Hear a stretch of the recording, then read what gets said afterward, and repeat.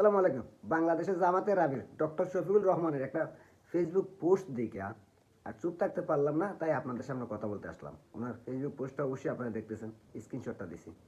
পুরো পোস্টের নিচে যেটা লেখছে যে আমরা দুই ভাইয়ের রক্তপাত দেখতে চাই না। প্রশ্ন হচ্ছে, দুই ভাই বলতে কাকে বুঝাইছে? ইরান মুসলিম দেশ, আমরা মুসলিম মুসলিম ভাই ভাই। আমেরিকা তো ইহুদি রাষ্ট্র, তাহলে আমেরিকা কি আমাদের ভাই? ডক্টর শফিকুল রহমান আমেরিকাকে নিজের ভাই মনে করে? আর এই জন্যই যখন ইরানের উপর হামলা হইল তখন সে চুপ থাকলো।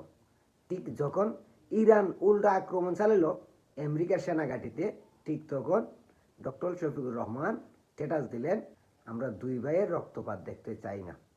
আমরা জানি জামাত ইসলামিক দল, এখন ইসলামিক দল তার নেতা যদি আমেরিকাকে ভাই বলে সম্বোধন করে, তাহলে আপনারা ইরানকে কি বলবেন?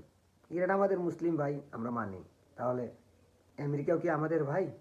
যে America Afghanistan, Syria, Libya, Iraq সহ ফিলিস্তিনের অসহায় মুসলিম ভাইদের মারার জন্য যুগের পর যুগ ইসরায়েলকে অস্ত্র দিয়ে, টাকা দিয়ে, বুদ্ধি দিয়ে সব সময় সাপোর্ট দিয়ে গেছে, আর ফিলিস্তিনের অসহায় মুসলিম মারা গেছে, আর ইরান তার প্রতিবাদ করে গেছে, অন্য কেউ করে নাই।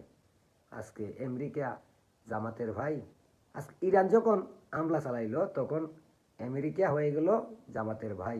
ইরানে যখন হামলা চালাইলো তখন কেন এই বিবৃতি দেয় নাই ডক্টর শফিকুর রহমান? এই জিনিসটা অবশ্যই জিন্দাউলিকে ক্লিয়ার করতে হবে। আমেরিকা আমাদের কিভাবে ভাই হলো?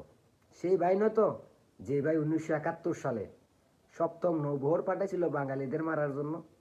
সেই সূত্র ধরে আমেরিকাকে ভাই বলে সম্বোধন করে নাই তো। আর তা না হলে ইরান যখন হামলা চালাইলো তখন কেন এই স্ট্যাটাস দিল? এবার আপনারাই বলেন, আমি কি ভুল কোনো কিছু বলছি?